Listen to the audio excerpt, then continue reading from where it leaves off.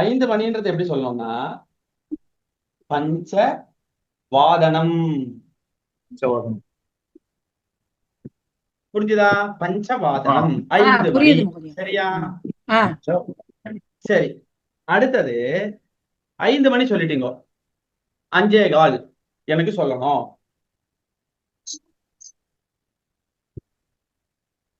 இதுக்கு என்ன சொல்லணும்? சபாத பஞ்சவாதனம். சபாத பஞ்சவாதனம். பஞ்சவாதனம். சபாத பஞ்சவாதனம். சபாத பஞ்சவாதனம் 5னா 5:15 மணி. புரியுறதா? புரியுது. சரியா? அப்படின்னா என்ன அர்த்தம்? 5 மணியோட பாதம், பாதம்னா ஒரு கால் சேர்ந்துருது. அப்போ 5 மணியோட ஒரு கால் சேர்ந்துருதுன்னா என்ன சொல்லுவோம்? 5:15 சொல்லுவோம். சபாத பஞ்சவாதனம். புரியுறதா? புரியுது. சரி, அடுத்தது 5:30 மணி ஆயிடுது. இதை எப்படி சொல்லணும்? இப்ப பாருங்க, இந்த இடத்துல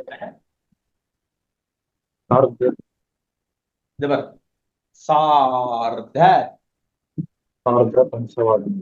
சார்த பஞ்சவாதனம்.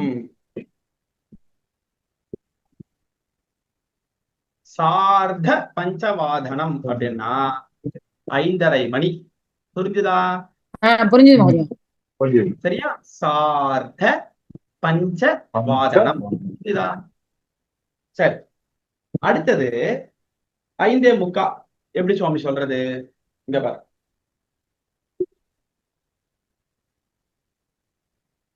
இங்க நல்லா கவனிங்கோ. இது கொஞ்சம் கவனிக்கணும். சரியா?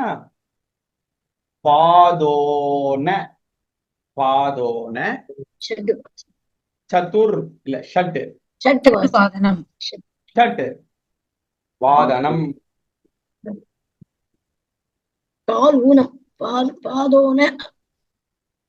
பாதோன ஷட் வாதனம். சரியா? 6 மணிக்கு இன்னும் 15 நிமிஷம் இருக்கு அப்படிங்கிற மாதிரி. ஆமா, சரியா? ஓகேவா? சொல்றேன். பாத ஊனம் அப்படின்னா குறைச்சல் இருக்கும். பாதம் குறைத்தல் அப்படின்னா கால் கம்மியா இருக்கு. எதுக்கு? 6 மணி ஆறதுக்கு 1/4 மணி நேரம் கம்மியா இருக்கு அப்படின்னா 5:45 தானே இல்லையா? அதனால பாதோன ஷட் வாதனம். இப்போ நம்ம இதுக்கு முன்னாடி என்ன பார்த்தோம்? பாதோன ஷட் வாதனம் பார்த்தோம். கரெக்டா? பாதோன ஷட் வாதனம்னா என்னது? சரியா?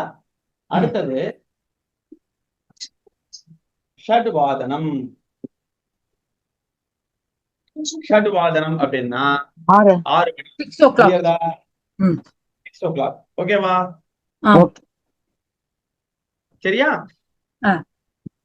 சரி, 6:05 அத சொல்லணும். எப்படி சொல்றது? பஞ்ச அதிக ஷட்வாதனம். வெரி குட், நல்லா சொன்னீங்கம்மா. 6:05 இந்த டைம் எப்படி சொல்றது அப்படின்னா பஞ்ச அதிக ஷட் வாதனம். புரியுறதா? சரியா? ஓகேவா? 6:10 இருந்தா தச அதிக ஷட்வாதனம். தச அதிக ஷட் வாதனம். புரியுறதா? 6:15 இருந்தா சபாத பஞ்சவாதனம். சபாத ஷட்வாதனம். சரியா? 6:20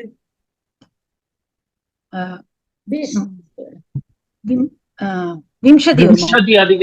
விம்சதி அதிக